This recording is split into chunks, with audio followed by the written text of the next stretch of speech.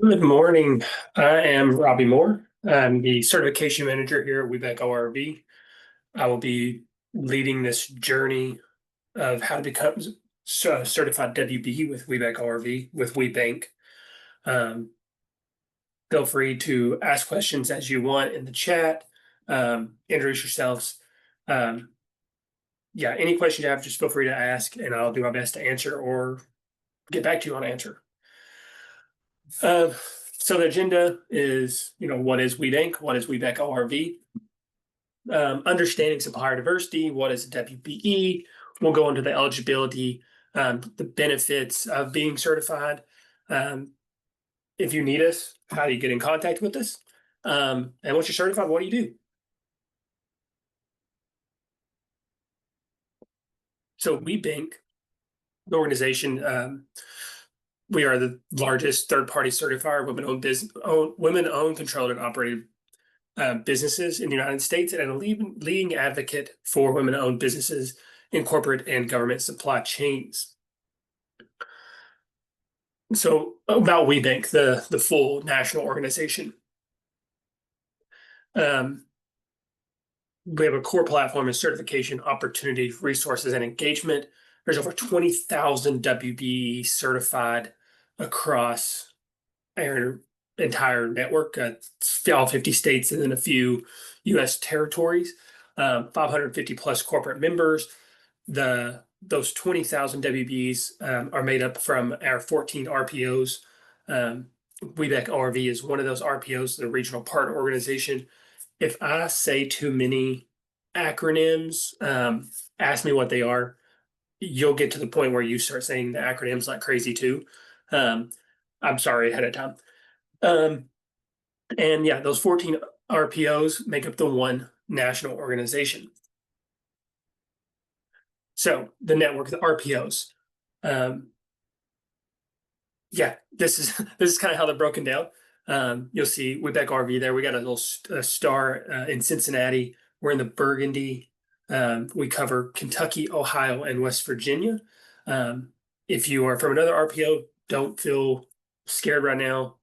All the information is kind of the same. This is just about ORV. Specifically, the certification process is universal, I'll call it, between all of them. So you're still going to get the right information. Our national headquarters is in DC, but they're kind of all remote. So the workers for that, for the headquarters are everywhere. Some in Chicago, some are in Texas. Like they space out. About WeBank ORV.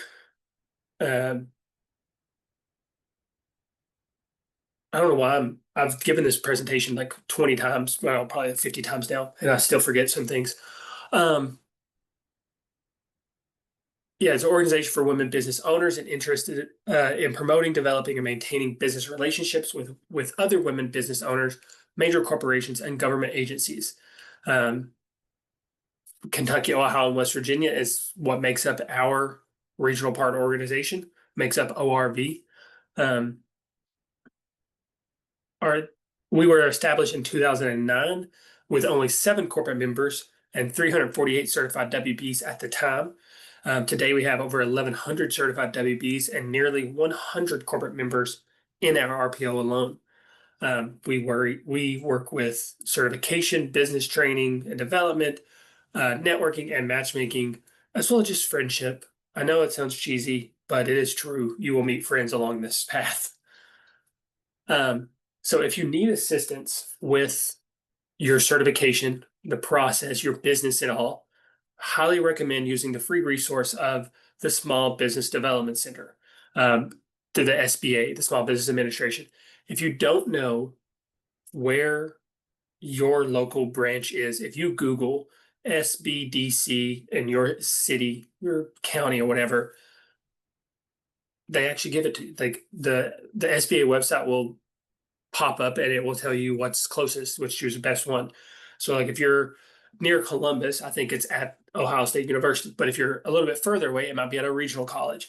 Um, if you're in like London, Kentucky, um, it may be Louisville because it's closer to you. Or if you're kind of in Eastern Kentucky, it may be Lexington because that's the closest one.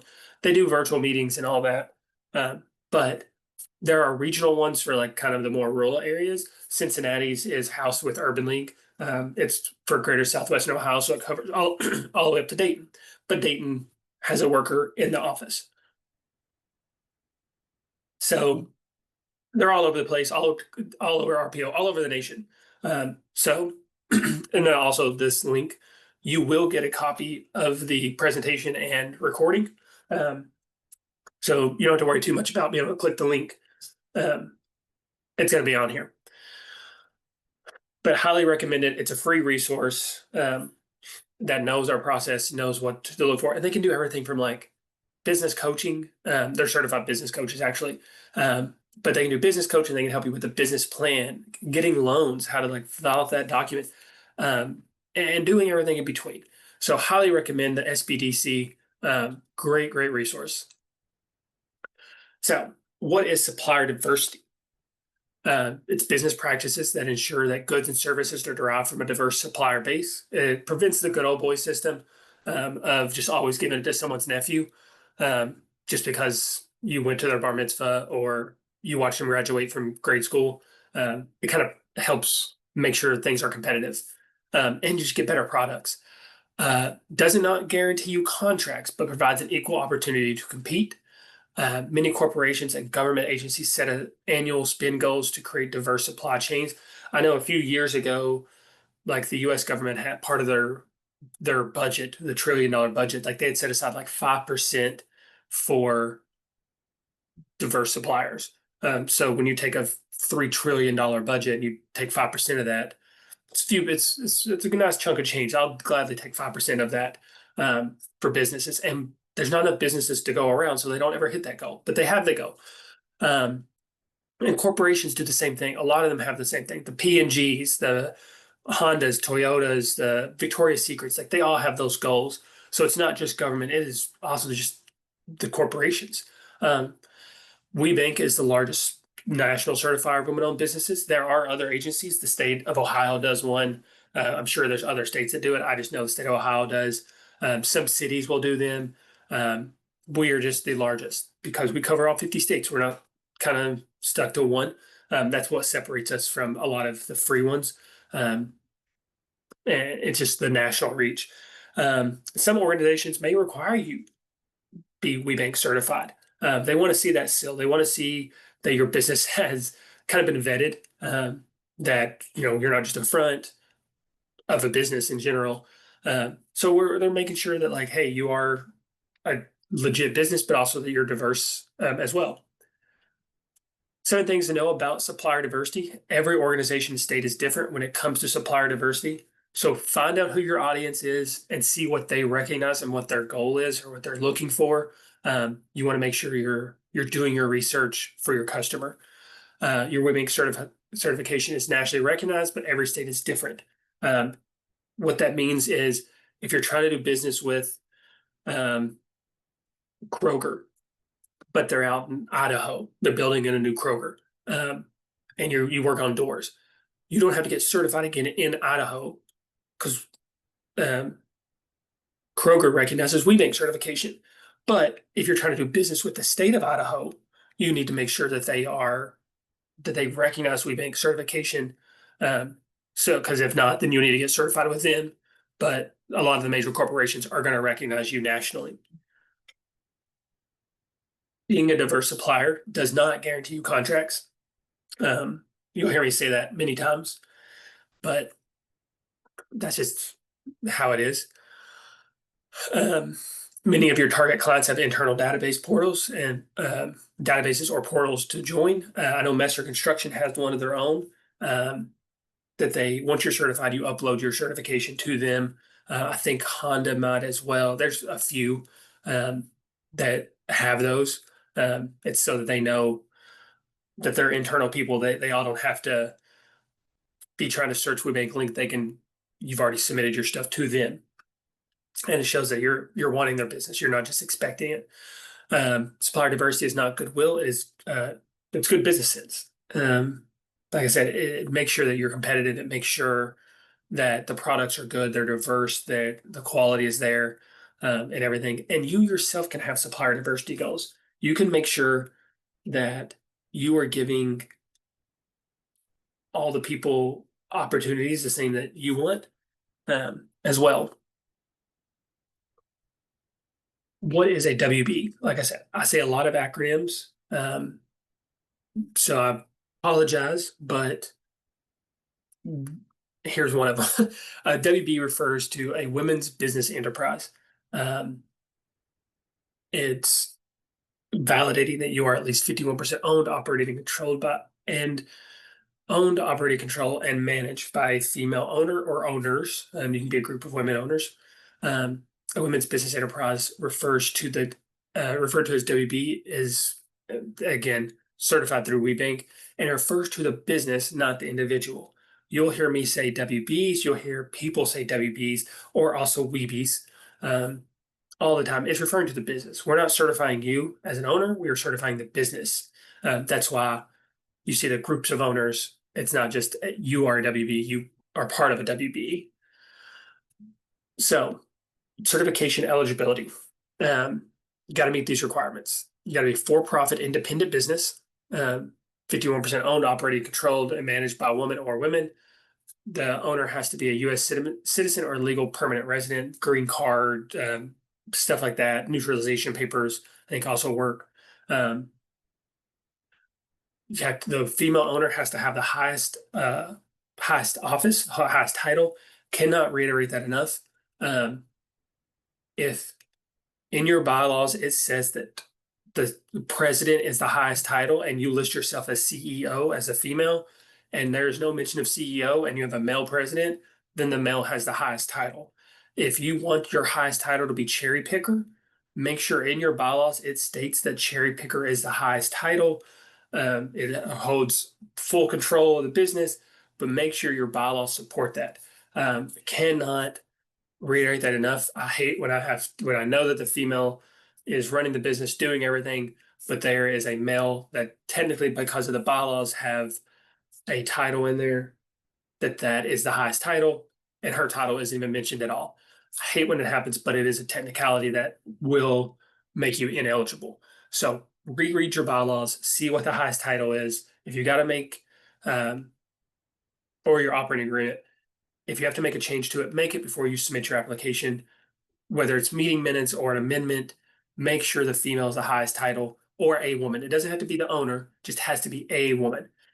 Um, owner displays evidence of legal and managerial control. Owner displays evidence of contribution and capital or expertise. We want to make sure you have skin in the game, is what it is. That again, you're not a front. Business demonstrates independence and ability to function on its own. Um, that's for like say like Aflac. There's people have agencies through like Aflac or stuff like that. That you have the ability to make your own decisions about what you're doing, what you're offering. We understand they're going to have some guidelines, and that's fine. But you want to be able to pursue business as you see needed. That's where we're asking for that independence. That's where it comes in that for-profit independent. That you're not a subsidy of a major corporation that's just kind of looking for a loophole. Um, there is no size or industry or length of time and business requirements. We certify everybody from startups to billion-dollar companies. Companies have been in business for 100 years or plus.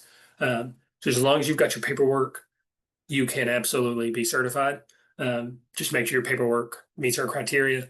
And that comes back to that point earlier of reach out to your SBDC, have them look at it, and everything like that to make sure that that there's no question of who is running the company, who has the highest title, who has the power. If you can look at it and say, I don't know how that reads, change it. Make it clear.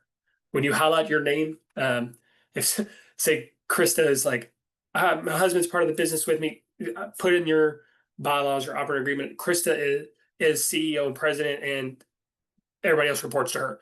Like I've seen it done before where people put in their name, they highlight it, this is the high, and say this is the highest title. It's in the bylaws. It's great. It makes it so much easier on our end that we don't have to think about it or get our attorney involved in how does this read and stuff like that. Um, and what is a WOSB? And some updates for this year. So WOSB is the women-owned small business. It's through the SBA, the Small Business Administration.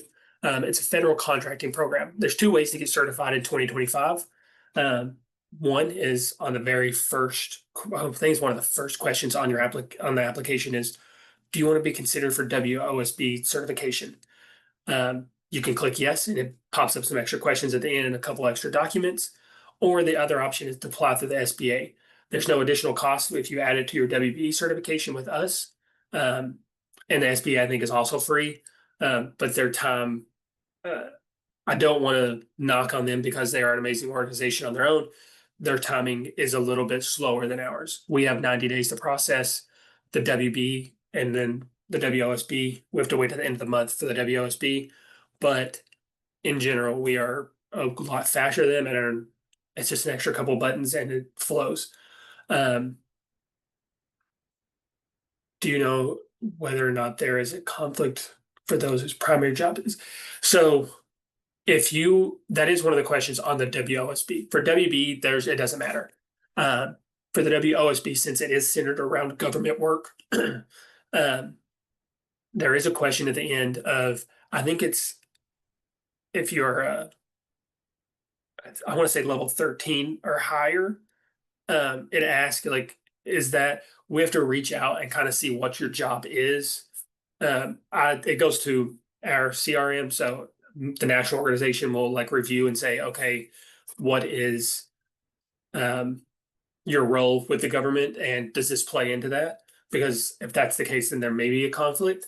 If say you are in business administration and you're in catering, but you want to do janitorial, like that's not really going to be as much of a conflict versus you're in catering and now all of a sudden you're opening a catering business and you're trying to funnel the catering business to your own business. That's going to be a conflict.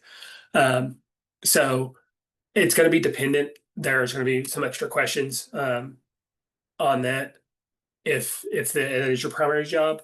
Um, so yes, it is a GS level, and I think it's level 13 or higher is what the question asks. It's one of the main last questions of the entire application. If you select WOSB, it asks what level, if are you 13 or higher, and is anybody in your household primary job, are the last two questions.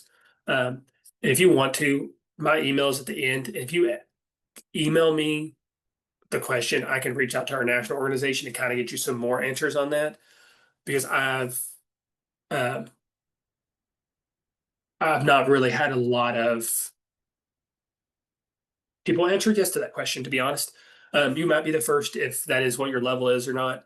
And you don't have to get into that in the chat.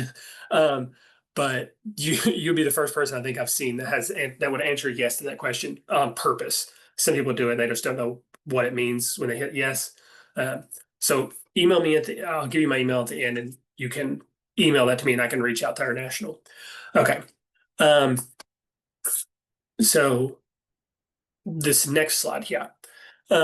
To be eligible for the WOSB, you have to meet the WB certification. Because most of our questions that we're going to ask is most of the WOSB stuff anyway. You have to meet an approved NICS, I say NICS codes, NAICS code, and SBA size standard.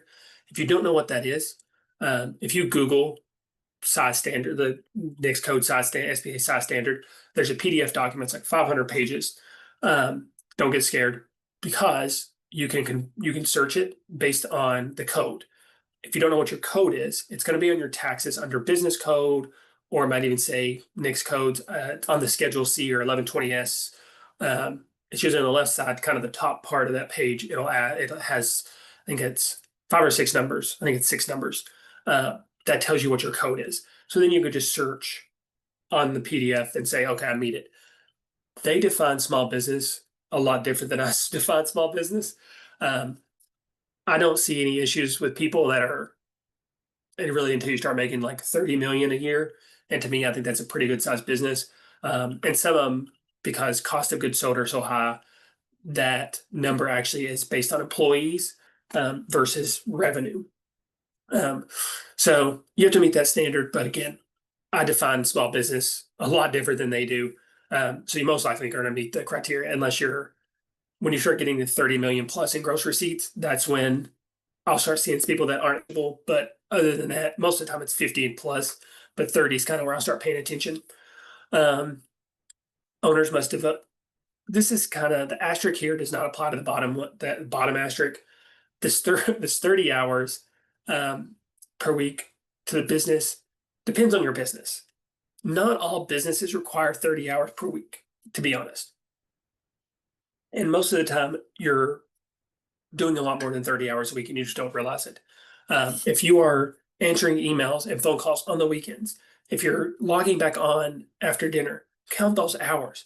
You're most likely, very few times do I do an interview and someone's like, oh, yeah, I only work 40 hours. Never happens. It's, well, 40, but then I also answer emails after dinner, or I go in early, or I go on the weekend. And next thing you know, they're at 50, 60, 70 hours. There's like, you're never not working as a business owner. But if, say, you're in real estate, there may not be 30 hours per week, for the business. And that's fine. So if it's less than 30, that's where that asterisk is on there. It's depending on your business.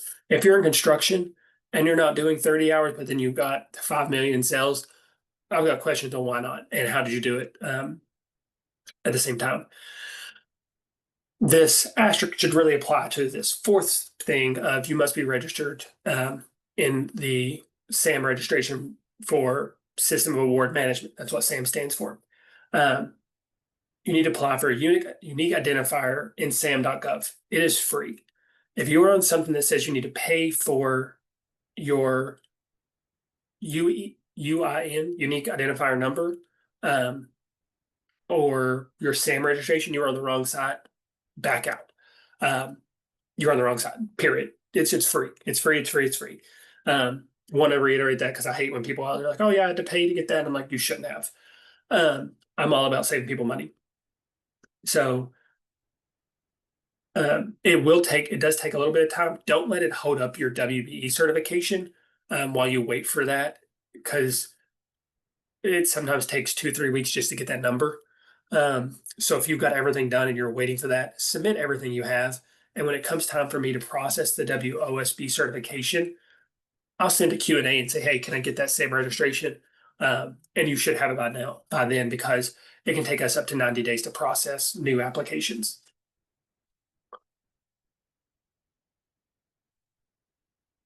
Is certification right for me? You need to determine what is your product or your service. What's the target? If you're trying to get to corporates, it's probably gonna be right. If you're just looking to do your storefront only, it may not be. If you're retail and you're not really trying to expand, you're not really trying to get out of your community, it may not be the best for you. And that's fine. You can still be a part of the network. You still come to our events.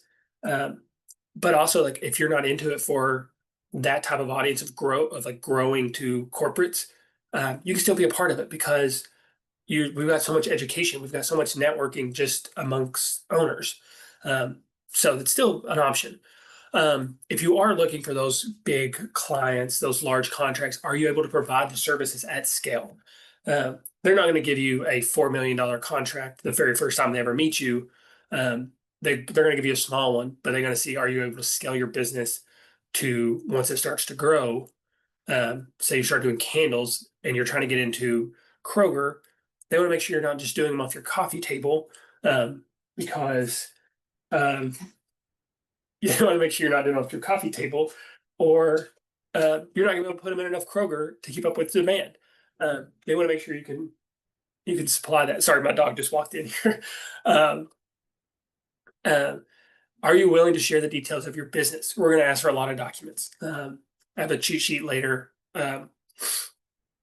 that kind of tells you what all those documents are. But it's a lot of your legal documents, your bylaws, your operating agreement, depending on your structure.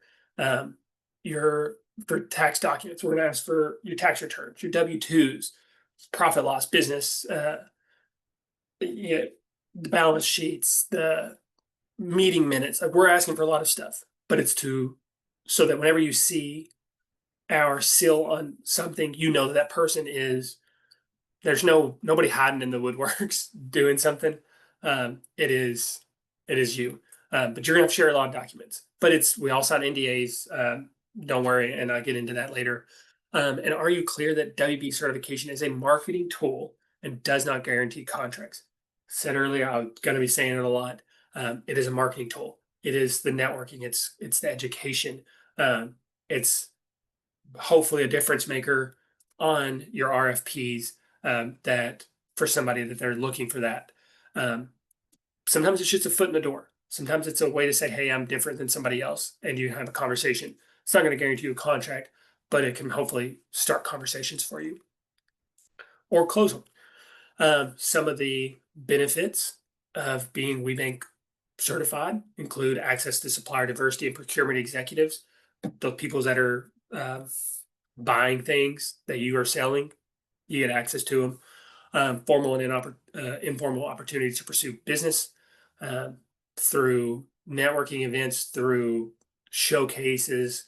Um, Sometimes they send us and say, hey, do you have anybody that does this? And we send it out to everybody that meets that criteria.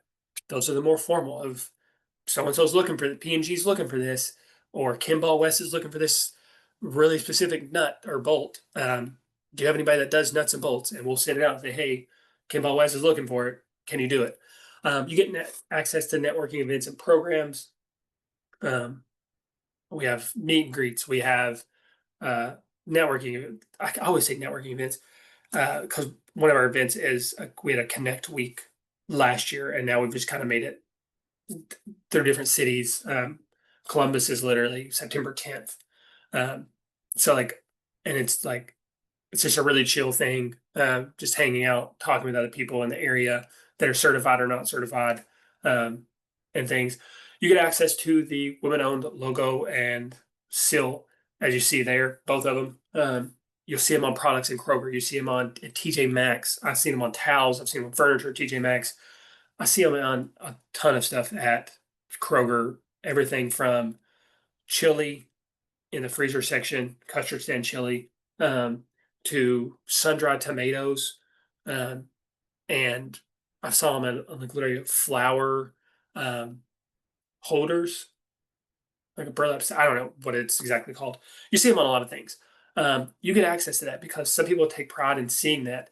As we know, the biggest purchaser in the U.S. are women. Sort of for them to see someone that may be someone they know, someone they don't know, um, that has a product, they're going to buy it. So you get access to that. You can put it on your emails. You can put it on RFPs. You can put it on your website. It's so many things. Um, you get a community of support from other female business owners and like-minded professionals.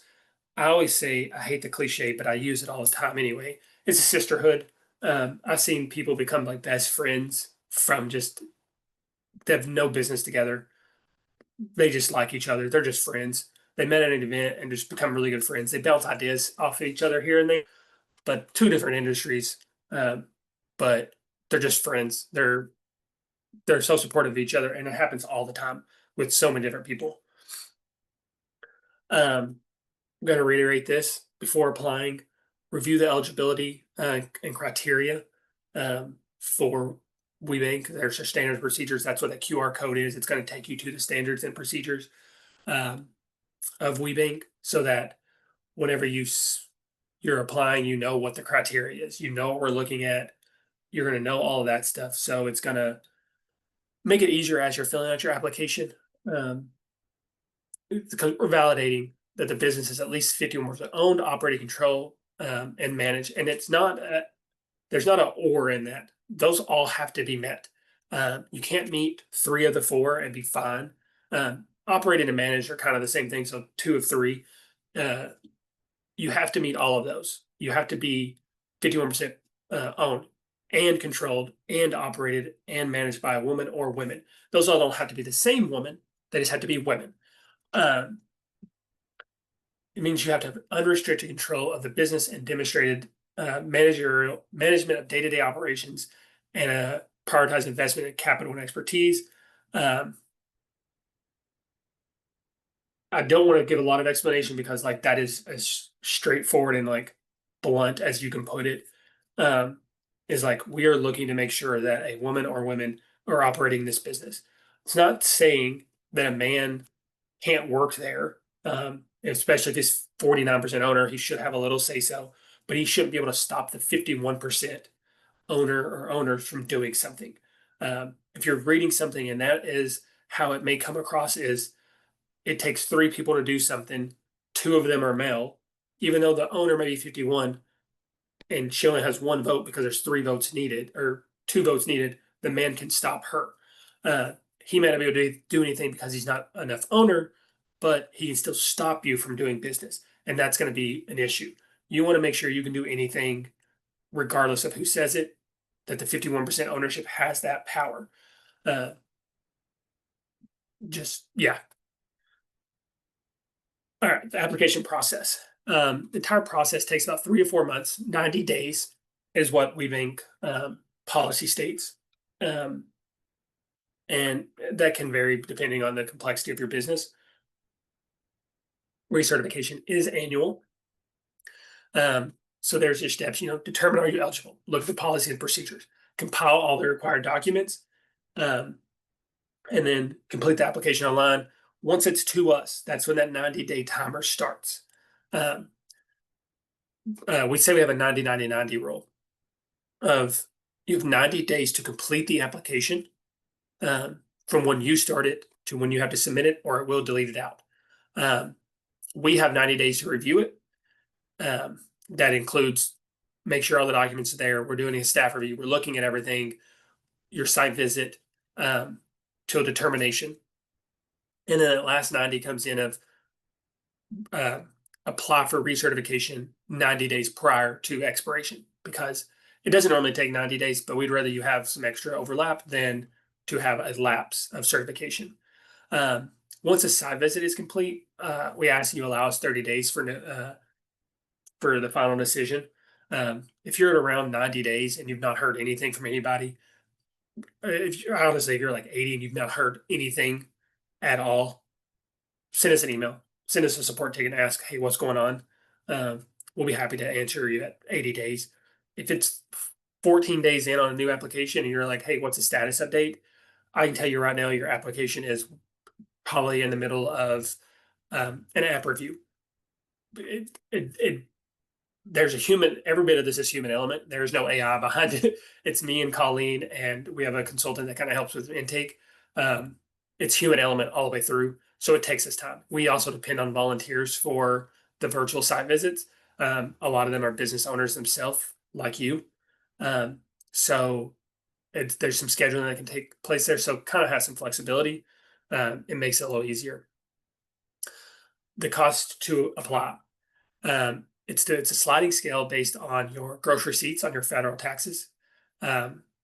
If you're under 1 million, it's 350. 1 to 5 is 500.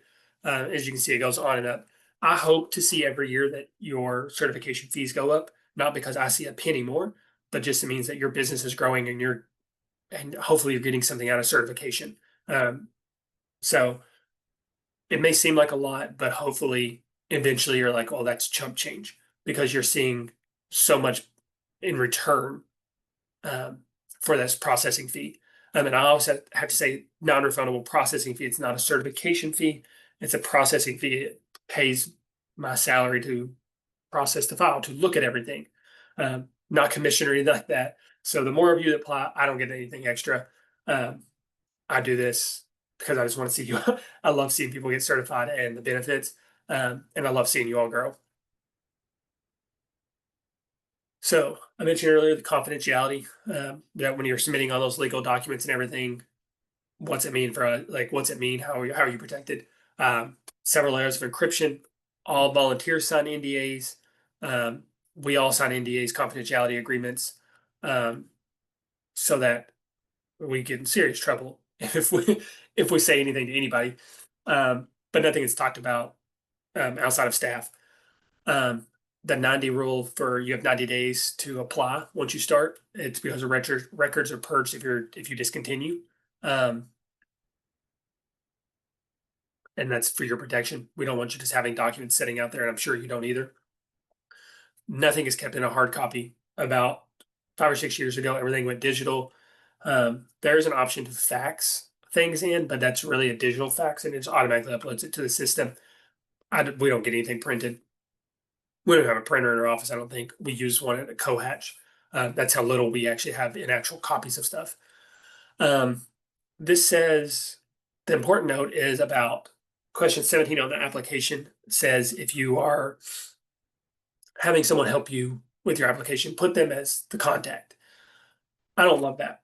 And I'm gonna be honest. I think you should just make them a user versus a contact because when we pull a list of people for bids for marketing, that hey, we've got an event coming up, we send it to that contact person. If that contact person is an attorney or an agency that's helping you, you're not going to see that. But if you make them a user, or if they call and have questions, we can talk to them. Um, we can talk to anybody on the application um, that's a contact, but also we can talk to users on the profile. So I recommend making them a user on your profile and making the owner the the contact in 17 just because if there's staff turnover, that email's going to an email that's not listed anymore. And we don't know that until we get a bounce back, and then we don't have who the new person is, um, or we don't have the ability to change it. So I say make somebody helping you make them a user on your profile, and you can also if there's again turnover, just let us know and we can deactivate them. It doesn't take long at all. I click of a button on our end for that, and I think you might be actually able to remove them as well. So you've heard me talk about WeBank Link 2.0 a few times. You've seen it up there. What is it? So getting started, you're going to apply for certification there. See the red box. Apply for or renew certification. When you click on that, it's going to ask you to create username, password, all that. It might even give you a temporary one, and then you log in. It makes you change it the first time. Um, this is what your dashboard. This is two dashboards in one, actually. Um, it's half screens, so it looks a little weird. Um, so when you're looking to apply for that first time, in the upper right, I don't know if you can see my mouse here.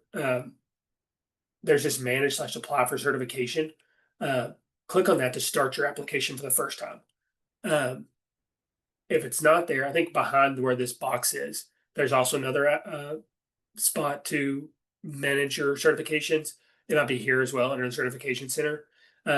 Once you start your application, you can go back to it here in the certificate under the key actions. Um, it'll have the application process is pending. You click on that, it'll take you back to the second page where you click on your process. This needs to move down here. Um, but this is where you get back into your application. It shows you how much you've got completed. So the first few sections, these first sections, 6 sections, are going to be answered questions of who's your business reference, who's your contacts, how many years have you been in business, all of that stuff. It's going to ask all of that in those first 6 sections. The document list is the one where you're going to upload all the documents from my next slide in. If you are on this screen and you're like, make sure you save it, but it will save and you can come back to it. You don't have to do it all in one sitting.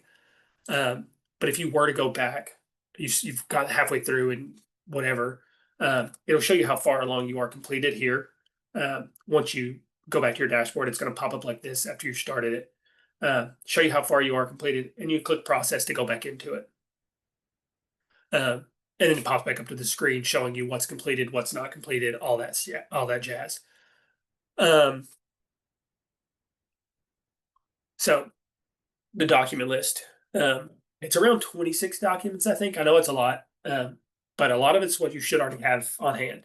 You should already have the profit loss, the balance sheets, your W-2s, your employee list, like all that should already be there. So it's not like, and if you apply for any other certification, it's a lot of overlap. Um, the documents that you may not have are like a history of business. Like, what do we mean with that? Well, if you go to the scan the QR code or click the link, it's going to take you to the WeBank website, kind of explaining what everything is, the history of business. I say have fun with it, kind of reminisce of why you got started, how you got started, and got to where you are. A little, at least a paragraph can be more. I've seen people do like 2 or 3 pages. I don't recommend it, but I'm reading it, um, and but like paragraph of, oh, I worked for another company for so long, and I've seen that they weren't doing something I thought we could do better. So I started my own business, started doing it. Um, and I've been in business for 4 years since, or just started, whatever. I love seeing that. That's what we're looking for. That's the kind of the that you're not going to have that on hand. You're also not going to have your resume on hand because most of the time, as a business owner, that's the perk is you're not applying for other jobs. It doesn't have to be the most formal, LinkedIn worthy post of a resume. It can be a Word document with like your kind of what a resume looks like, Um, but it's going to be it doesn't have to be like as neat and tidy. Um, if you don't have one, if you just need to update it, update it. That's awesome. Um, it's also going to talk about um, kind of the documents. Like, what do we mean when we say you're legal and governance? Like, if you have a bylaws versus operating agreement, um, what kind of taxes, all that stuff. Um, if you're a brand new business, there's some tricky documents that may come up. Um, so, like, if you're an LLC, you might not have an operating agreement, um, and that's okay. You just click not applicable. I will say, if you want to be WOSB certified, you do have to have a operating agreement.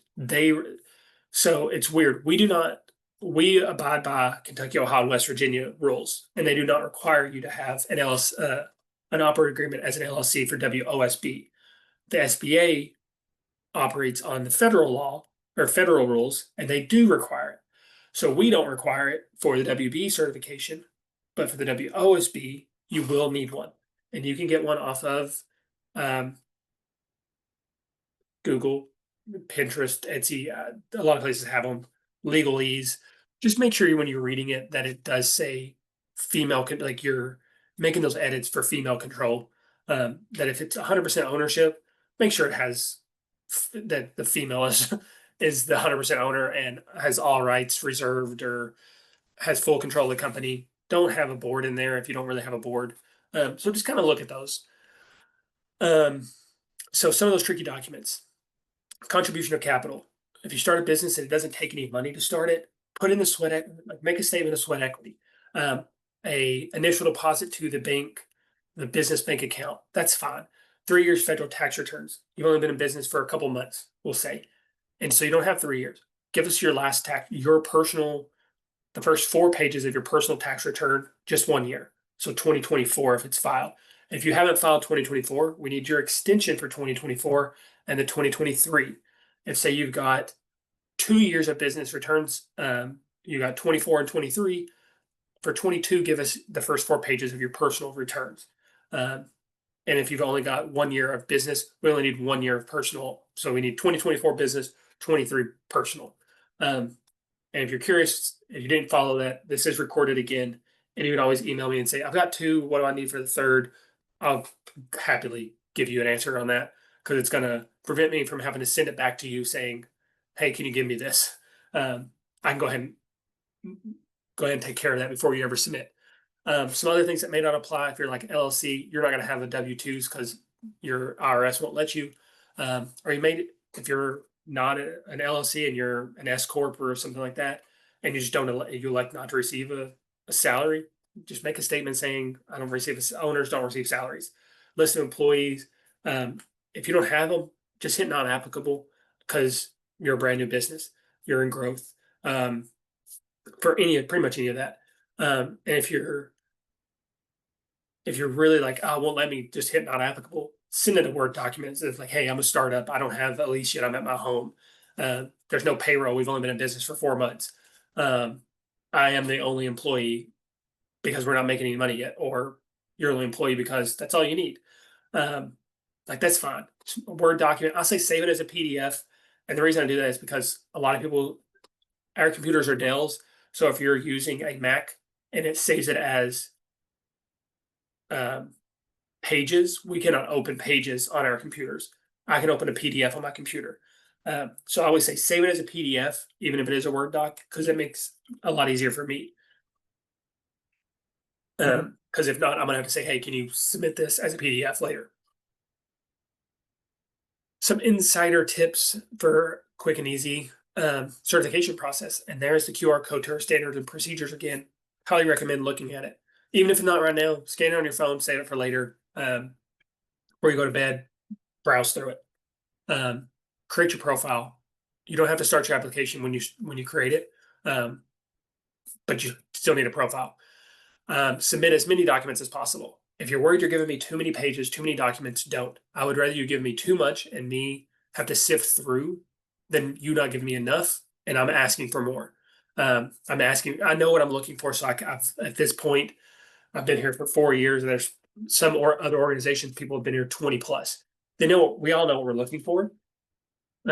So we can sift through the stuff that we may not need, but I would much rather have it um, than have to go try to find it. You have to submit your application in 90 days because if not, it will delete. If you're at like day 85 and you're like, I'm waiting for my tax person, they said they're 7 days out from giving me the document I need. Can you extend it? We can extend it one time. I think it gives you an extra week, maybe, maybe 10 days. But send us a message. We can extend it out for like a week. Make sure your bylaws support female control, and that's where the asterisk is for that QR code. Can't reiterate that enough. If your bylaws don't support it, we can't certify you. That's where a lot of our denials come from. We don't do a lot of denials, but the ones that do, a lot of times it comes in their bylaws because there's a male or a board that is not female controlled that has control. So make sure you're sporting female control. Have somebody else look at it saying, hey, does this mean a man can do this? Then if the answer to that is yes or maybe, look at it again. Let's see. For employee list that has to be turned in with the documents. This is information is required for internal employees, not those at least. So if you're doing like a 1099, I think this is going to enter this. If you're doing like 1099 or contractors, um, you don't add them to the employee list because we know how much they like rotate and filter through. It's going to be your like full-time employees, your W-2s, your temporary, your seasonal staff, like stuff like that. But if they're like just like per job, like I know a lot of the union people, like it may be like a 3 month union job for building something. You don't have to worry about putting them on your employee list. But if they're like full time, they work for you 365 days a year and they're on your salary, even though they're union, put them on your employee list because they're full time with you. They're just also part of the union. So yeah, but they're as needed. Add them. It's a Word document. Just you just put. I think it. A lot of people just put. You know. Um, they'll put Brandy Bailey 7 years, like for years that she's been like you've been employed or with a company or whatever. Uh, it's better for you to give me information than me have to ask for it later, because there is a question on the application of how many employees does your company have, especially if they're with you full time. Um, and they're I guess as needed, but W-2, add them. Like better safe than sorry. Um, if you're submitting, so back to the insider tips, if you're submitting it for somebody else, the application, make sure the female owner has reviewed everything and is fine with it. Because we just had an issue the other day where somebody was using an agency and they were not checking with the female owner. We had to deny them. And it turns out the female owner was like, oh, we told them to add this document. They did not add it. Once they gave us that document, we were actually able to process the certification. They appealed and it passed through. But make sure you're letting the female owner look at everything, please. Number 6, pay with a credit card. Because if you pay by check, we have to wait for that check to clear before we can process. If you pay by credit card, it is immediate. We see it. It posts for us the following day. We see it. Whitelist our WeBank link email. It will go to my spam sometimes, and I work here, so it did until I whitelisted it. So I learned that lesson. Take my take my word for it. Send all responses, Q and A's, the documents in a timely manner. Um, you'll get an email about that. It goes to that contact email. Those Q and A emails go to the contact email. So that's why I say make sure it's the female owner or whoever's actually going to be paying attention. Um, make sure you respond to those in a timely manner. Um, there is a due date on those. It's not going to erase it out. It's just to let you, the system will automatically remind you of, hey, you got a due date on a question. Be flexible when it comes to your site visit. I mentioned it earlier. We use volunteers. Their time is as valuable as yours. So the sooner you can schedule with them, the better. Because that also means that you're processing quicker. And a reminder, it takes 3 to 4 months, 90 days to process. I mentioned site visits. Um, I'm trying to get us out of here by 12. So I've got 5 slides left. Stay with me. Um, Site visits. WBEC requires all new applicants to have a site visit. Be as flexible as possible, as I said. They don't have access to your file. They do sign NDAs for and confidentiality agreements, more confidentiality agreements, I should say, than NDAs. They sign confidentiality agreements so that anything that you give them in that, they cannot talk about it. They are threatened with legal action if they do. No one's ever done it. We don't want to see the first person do it. And they don't want to be the first because they themselves are a lot of our business owners. So they know if they're doing it, there's a chance somebody else would. So they don't want to be the first one. So they don't get access to the actual file. We give them very limited information for the site visits. If submit a support ticket, if you have a question, if you're curious on if someone is a volunteer for the organization that's reached out, send us an email. If you're like, hey, I got this weird email, someone's saying they're a volunteer and they need a site visit and you're not sure of them, send me an email. I'll be happy to confirm that someone is a volunteer for us or say, hey, no, stay away. Thanks for letting us know from that point forward. No one's ever done that yet. But let us know. We do have people reach out and say, is so-and-so a volunteer? And I'll be happy to confirm that for you for your peace of mind. Most site visits are virtual. I'm talking 95%. There is the exceptions to those virtual site visits. If you're in distribution, you're in manufacturing, if you share a space with another business that's not a WBE, or if we determine that we want to do an in-person site visit. Sometimes we do them from training because we don't get a lot of in-person. So sometimes we're saying, hey, we've got a new volunteer that we need to do an in-person one for training purposes because they're going to be doing our in-person ones. We'll do an in-person one.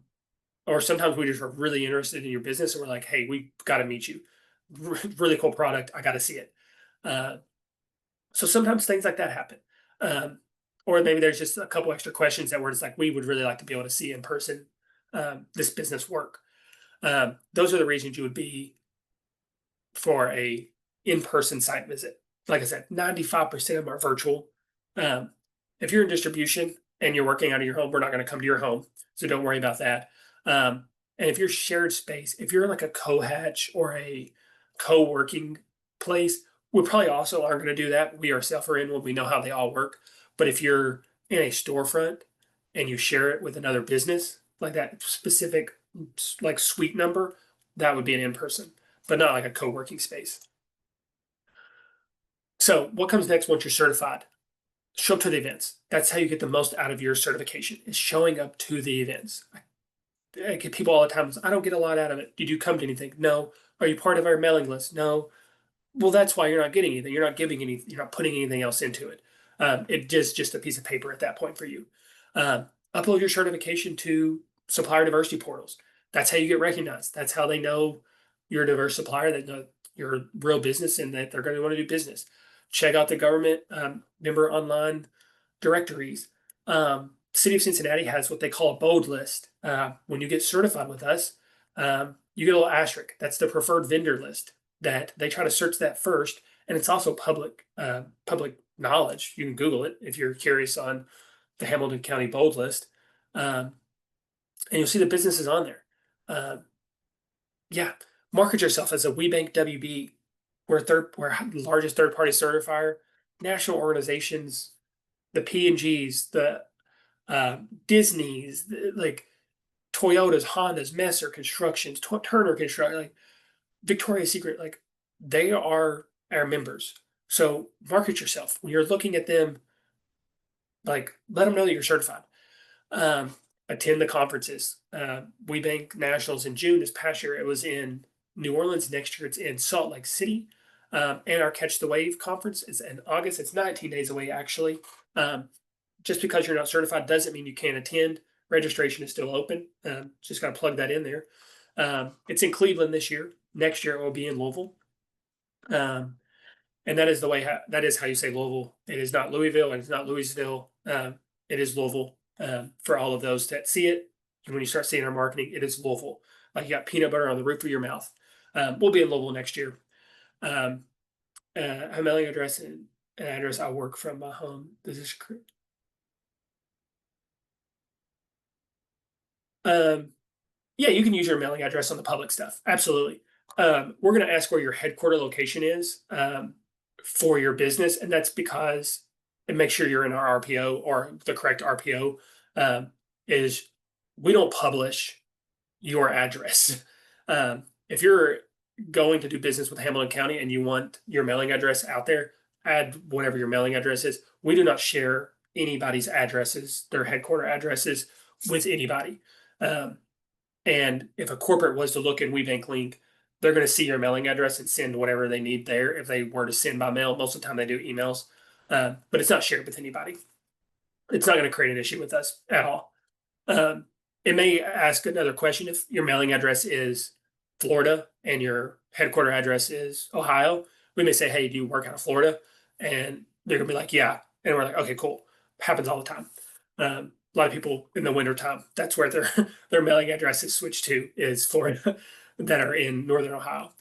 Um, and also, once you're certified, join some committees. Support, come to the program. Like we have committees with programs, award, like be part of the certification committee. Be one of the volunteers that does the site visits.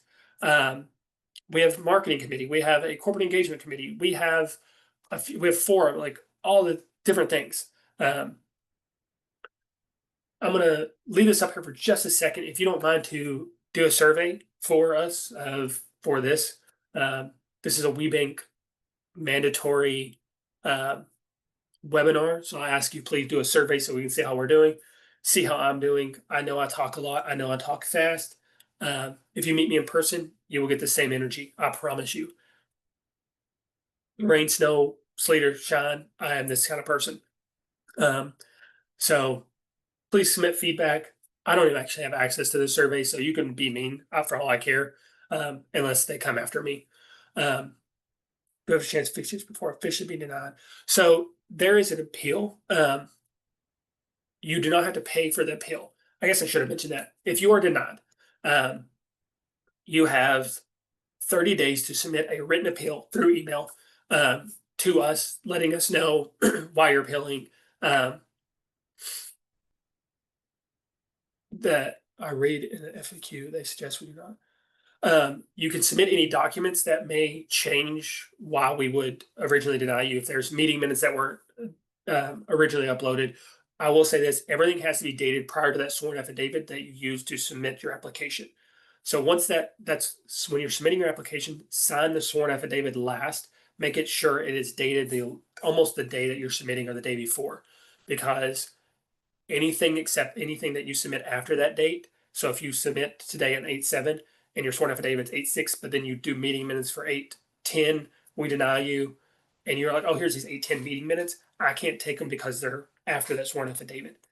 You do not have to pay a second app fee to do the appeal.